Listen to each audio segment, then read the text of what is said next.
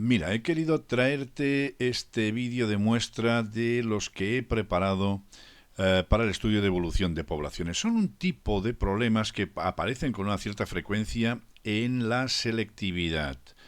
Problemas alrededor de una función que debemos analizar y esa función expresa la evolución de una población. Puede tratarse de una población humana en una isla del Caribe o una muestra de insectos o la actividad de una bacteria en el laboratorio o una epidemia.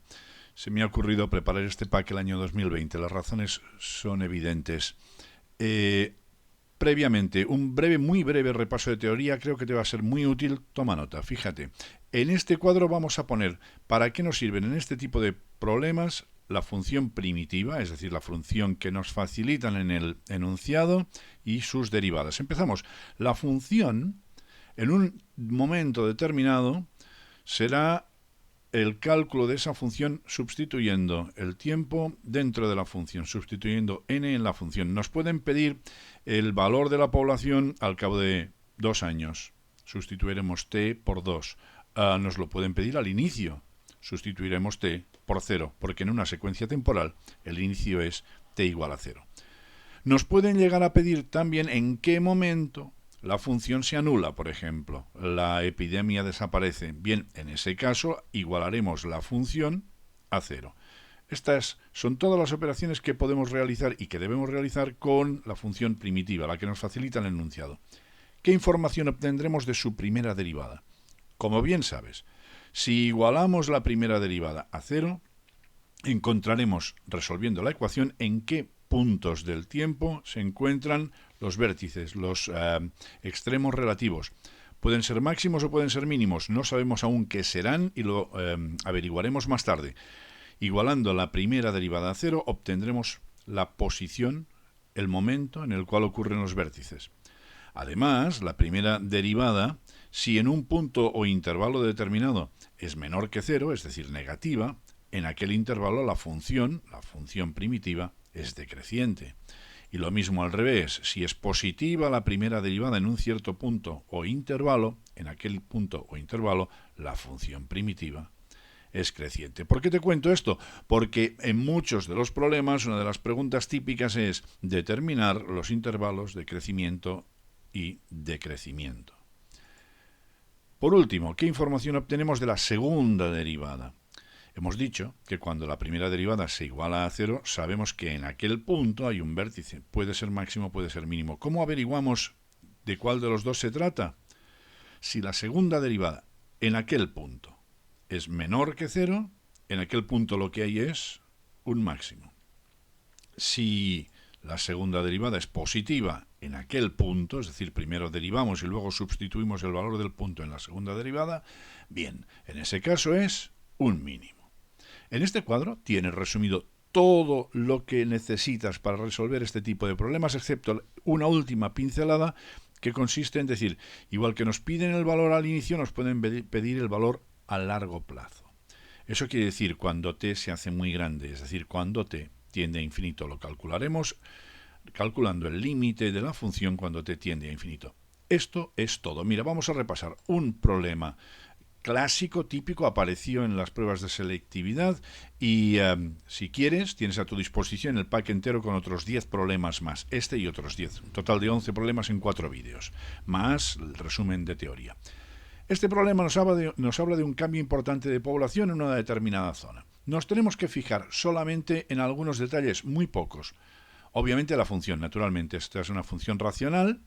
En segundo lugar, ¿en qué van expresadas las unidades? Es importante porque en este caso, por ejemplo, va expresado en millones. Tomemos nota mentalmente. El número de habitantes de la zona va expresado en millones. Finalmente, ¿en qué medimos t? Puede ser semanas, meses, en este caso t es años. E incluso nos añaden que en el momento actual nos encontramos al inicio del estudio, por lo tanto en t igual a 0. Vamos a por los apartados. Fíjate, el primero nos pregunta, ¿cuál es el número de habitantes de la zona actualmente? Fantástico. ¿Qué decíamos? Que actualmente era el inicio, ¿verdad? El momento actual era el inicio, t igual a 0. Hemos quedado, al repasar la teoría, que sustituíamos t0 en la función y el valor de esta fracción, pulsa pausa si quieres repasar los cálculos, es 7. Fíjate, en una sustitución y la resolución de una fracción hemos conseguido nuestros primeros puntos de este problema, unas primeras décimas fantásticas. Vamos a conseguir la segunda mitad de décimas de este apartado. ¿Cuál será el número de habitantes a muy largo término? Hemos quedado que a muy largo término estábamos hablando de cuando t tendía a infinito y que lo resolvíamos calculando el límite de la función, naturalmente. Para calcular cómodamente este límite, lo que hago es operar el cuadrado de este paréntesis para tener claras, digamos, los dos polinomios de la fracción. Arriba tenemos en el numerador t cuadrado más 28 y en el denominador nos ha quedado t cuadrado más 4t más 4. Recordarás que cuando tenemos dos polinómicas en numerador-denominador y el límite es cuando t tiende a infinito, el resultado del límite es la división de los coeficientes de las variables de mayor grado. En este caso, 1 partido por 1. Este es el típico límite que te vas a encontrar. Por lo tanto, o este o un grado superior en el denominador. Sería entonces infinito, 0.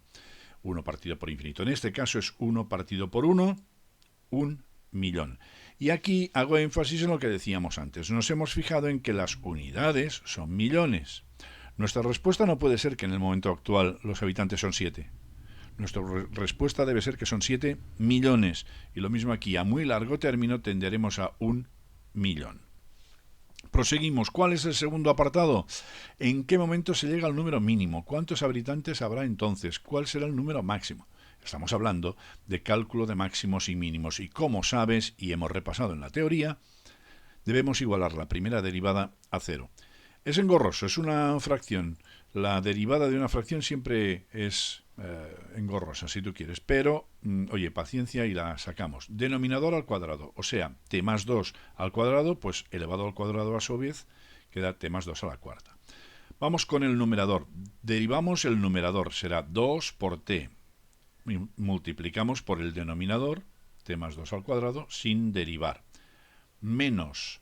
Ahora le toca el turno a derivar al denominador y lo multiplicaremos por el numerador sin derivar. Por lo tanto, el numerador sin derivar, t cuadrado más 28. Aquí lo tenemos.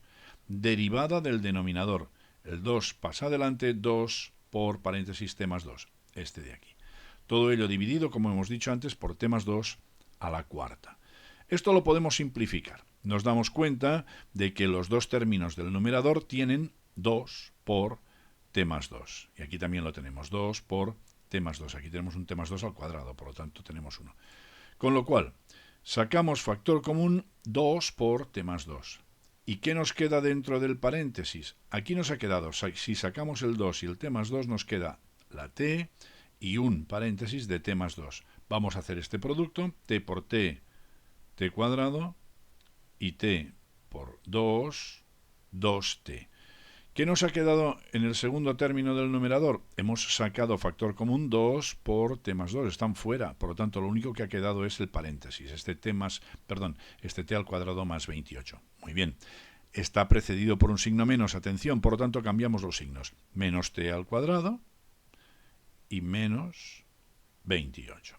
Este es el numerador, pero aún podemos simplificar más. Fíjate que aquí tenemos t más 2 y en el denominador también t más 2 a la cuarta. Por lo tanto, tachamos 1 en cada sitio y nos queda en el denominador t más 2 al cubo.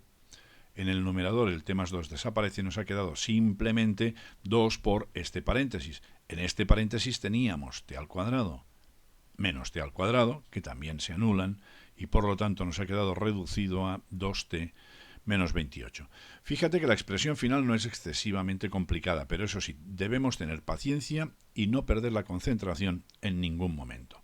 Bien, hemos dicho que íbamos a igualar la primera derivada a 0, pues vamos a hacerlo. Esta era la primera derivada, igualamos a 0 y ahora, fíjate, el denominador lo pasaremos al otro lado multiplicando. Por lo tanto, nos quedará 0 por lo que sea, quedará 0. 0 por algo, 0.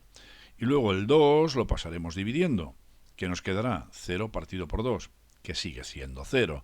Con lo cual, lo único que nos queda es este paréntesis, 2t menos 28, igual a 0. Aquí es inmediato descubrir que t es 14. ¿Qué pasa cuando t es 14? Es decir, ¿qué sucede al cabo de 14 años? Pues que hay un máximo o un mínimo. pero así, un máximo o un mínimo. Aún no sabemos cuál de las dos cosas es. Sabemos que es un extremo relativo, un vértice. Por lo tanto, resumimos lo que hemos encontrado hasta ahora. Igualando la primera derivada a cero, hemos encontrado que a los 14 años pasa algo. ¿Qué es ese algo? Lo averiguaremos estudiando el signo de la segunda derivada. Recuerda del cuadro de teoría del principio que según su signo sabríamos si era máximo o mínimo. Derivamos de nuevo y las dificultades son las mismas que antes. Como ya hemos visto el procedimiento, ahora lo haremos un poquito más rápido. Denominador al cuadrado, pasa de la tercera a la sexta. Derivada del numerador, 4 y t más 2 al cubo es el denominador sin derivar, y ahora menos derivada del denominador, que es 3t más 2 al cuadrado, por el numerador sin derivar. Como antes, saco factor común. En esta ocasión el factor común que saco es t más 2 al cuadrado, porque lo tengo aquí también, y lo tengo en el denominador. Pues muy bien, t más 2 al cuadrado que multiplica a este paréntesis, que es 4 por t más 2, 4 por t más 2 nos ha quedado, al sacar el cuadrado, nos ha quedado aquí aún 1 del paréntesis, y aquí cuando hemos sacado el t más 2 al cuadrado nos ha quedado 3 por 2, 6, y el paréntesis. Operando, 4t más 8 menos 12t más 168 es el resultado de hacer estas operaciones después de haber simplificado este t más 2 al cuadrado con 2 de los que tengo aquí en el denominador. Fíjate que ahora me ha quedado t más 2 a la cuarta, no a la sexta. Hago las operaciones necesarias, naturalmente, y no necesito calcular mucho más porque estoy interesado en el signo de la segunda derivada. ¿En qué punto? En el punto 14, es decir, ahora tomamos el 14, lo aplicamos en la segunda derivada y vemos cuál es el signo resultante. Fíjate, al multiplicar, la t la tengo en el numerador multiplicada por 8 y en el denominador es positivo. Y el numerador será 176 menos 112, también positivo, por lo tanto más partido por más da positivo. Por lo tanto esto es mayor que 0. Si en el punto de t igual a 14 la segunda derivada es positiva, es que ese punto en cuestión es un mínimo. Hemos dicho en la tabla de repaso de la teoría que cuando la segunda derivada era positiva, el punto en cuestión era un mínimo. Bien, pues sabiendo que tenemos un mínimo, lo último que nos queda por hacer es calcular el valor de ese mínimo. ¿Cómo lo calculamos? Sustituyendo el valor de t, 14, en la función de evolución. La función en el punto 14 es t al cuadrado, 14 al cuadrado, más 28, partido por 14 más 2 al cuadrado. Esto nos da 0,875, esta división. Atención, recordemos, estábamos con unidades en millones. Por lo tanto, multiplicando esto por 1.000.000, por 10 elevado a 6, obtenemos los 875.000 habitantes, que es el mínimo de esta función que se produce al cabo de 14 años. Hemos encontrado un único vértice y ha resultado ser un mínimo. Recuerda que nos preguntaban máximos y mínimos. Intuitivamente ya vemos que si hemos encontrado un único punto y resulta que es un mínimo, pues eso quiere decir que de máximos no hay como tales, pero sí que la función en el intervalo que estamos estudiando debe tener un valor máximo. Veamos cuál puede ser.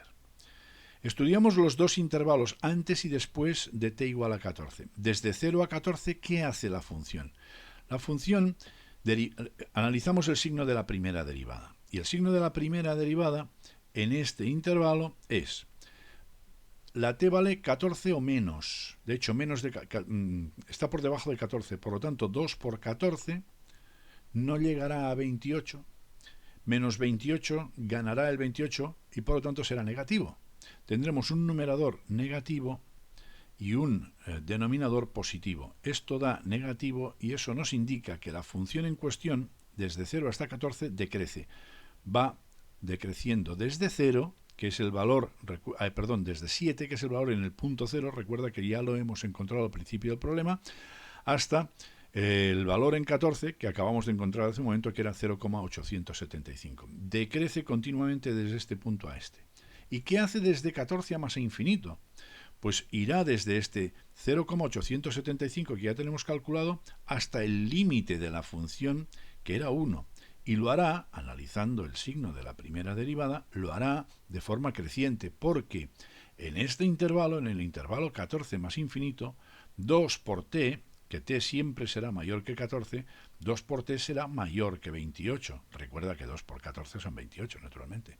Por lo tanto, si el paréntesis es positivo, porque 2 por t será mayor que 28 y por lo tanto el resultado será positivo, 2 por un número positivo también será positivo.